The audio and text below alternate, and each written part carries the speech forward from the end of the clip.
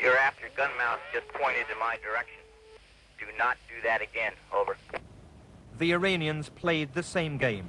U.S. Navy ship, this is Iranian warship. If you hear me, it seems to me that your helicopter is unable to hear me on guard frequency 243. Advise him not to close to me less than 5 miles. Over. By now, the very tankers the warships went to protect were themselves protecting their escorts by steaming in front to act as mine shields.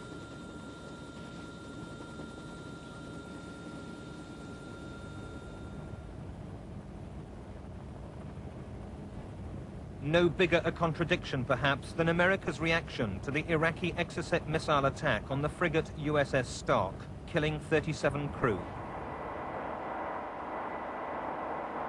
The Americans blamed the close proximity of a shadowing Iranian gunboat and, far from retaliating, accepted Iraq's apology and redoubled efforts to prevent Iran intercepting Western oil supplies. Tit-for-tat attacks on oil installations followed.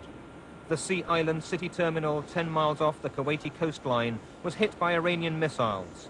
Its temporary disabling was retaliation for a United States attack on Iran's Rashidat rig, which was not just an oil installation, but acted as a base for Iranian speedboats. These were crucial weapons in the Iranian armory, used so effectively in their marshland offensives. Tragedy followed their attack on the American cruiser Vincennes. Incoming boats spotted on radar. Tanker 032 in the haze. Got a visual on above, camera. Coming inbound fast. Almost simultaneously, another apparent attack is identified. 15 miles.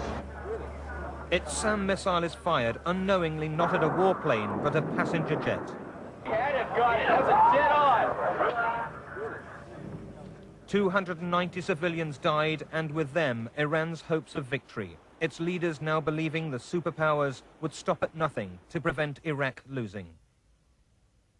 Iran, meanwhile, made its most important land gain, the Four Peninsula, taken in 1986 in a major thrust against the old target of Basra. This effectively cut Iraq off completely from the Gulf and the disputed Bubiyan Island area that would lead to its invasion of Kuwait. Offensive Wa al-Fajr 8 brought Iranian forces closest to the objective that had eluded them for so long. 3 Iraqi armored columns were destroyed as the Iranians made gains they were to retain for nearly a year.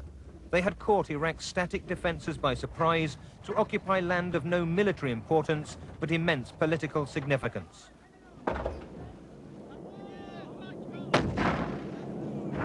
But the biggest prize, Basra, eluded them, just as large Iranian cities had defied Iraqi encirclement years before. Yet Iran itself had failed to learn that lesson, and this was the closest they got.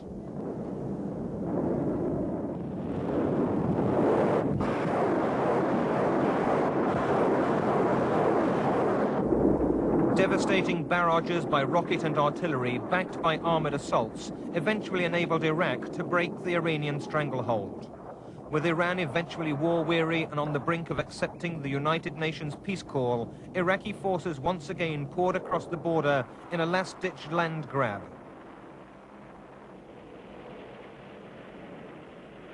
Although the war had failed to produce a clear victor, Iraq's supreme leader Saddam Hussein contrived to convince his people that they had won despite failing in all his war aims.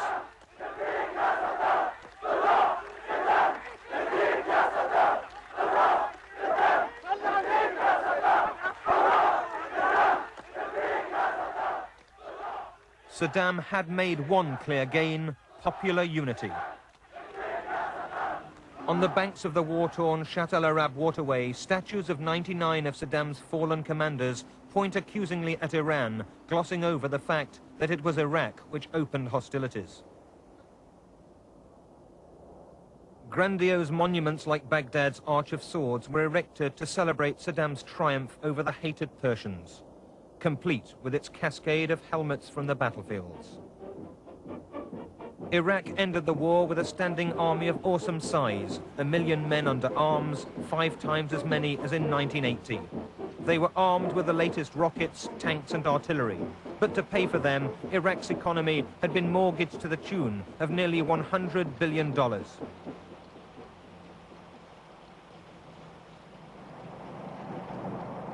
At the same time, the oil industry, its biggest earner, was devastated.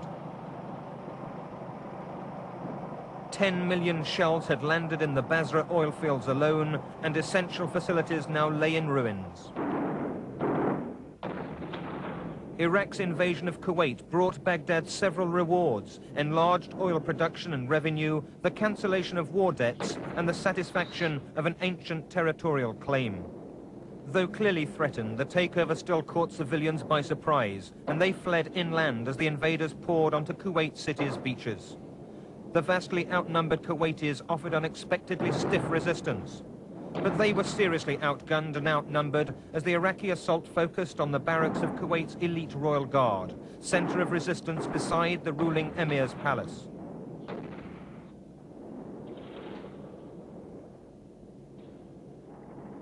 That resistance crumbled with the arrival of Iraqi helicopter gunships, but the world reacted with unprecedented solidarity. The United States aircraft carrier Independence spearheaded a huge multinational force gathered to police the Gulf and support the state next thought to be at risk, Saudi Arabia.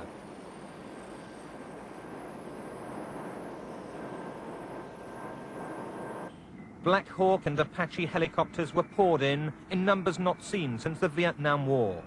Armored divisions, American and British, were shipped to the area, backed by troops from the United States and Iraq's rivals for Middle East leadership, Egypt and Syria.